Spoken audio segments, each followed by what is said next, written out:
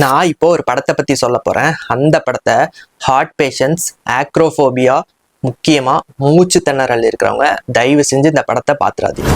Fall இந்த படத்தோட கதையை பொறுத்த அளவுக்கு பாத்தீங்கன்னா, இந்த படத்துல வரக்கூடிய 2 பொண்ணுங்க தரை மட்டத்துல இருந்து 47 மீட்டர் உயரம், அதாவது கிரவுண்ட் லெவல்ல இருந்து 2000 அடி உயரத்துல இருக்கக்கூடிய ஒரு அபண்டன் டவர், அதை இவங்க 2 பேரும் சேர்ந்து ஏறுறாங்க. அவங்க ஏறின அடுத்த செகண்ட் அந்த டவரோட லேடர் கட் ஆகி கீழே விழுகுது.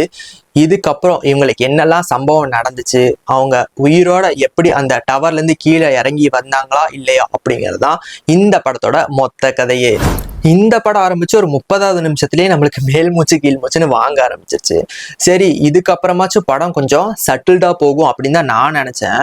ஆனா அதுக்கப்புறம் தான் இந்த படம் சும்மா பிச்சுக்கிட்டு போச்சு.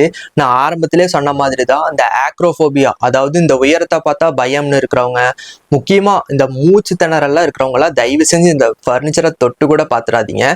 அதையும் மீறி நான் பாப்பேன்னு சொல்லி பார்த்து ஒண்ணு கிடக்க ஒண்ணு ஆகிருச்சுன்னா நம்ம கம்பெனி பொறுப்பு இல்லை.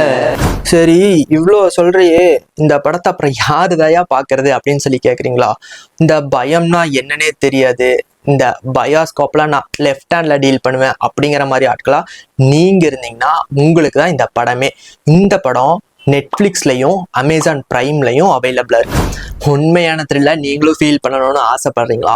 அப்படின்னா அந்த 2 பேர் கூட சேர்ந்து 3வது ஆளா நீங்களும் அந்த டவரை ஏற ஸ்டார்ட் பண்ணுங்க.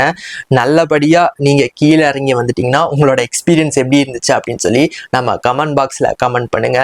மேலும் இதே மாதிரியான மூவி ரிலேட்டட் கண்டென்ட், இன்ட்ரெஸ்டிங்கான மூவி ரிலேட்டட் கண்டென்ட்க்கு நம்ம ஐடியா ஃபாலோ பண்ணிக்கோங்க.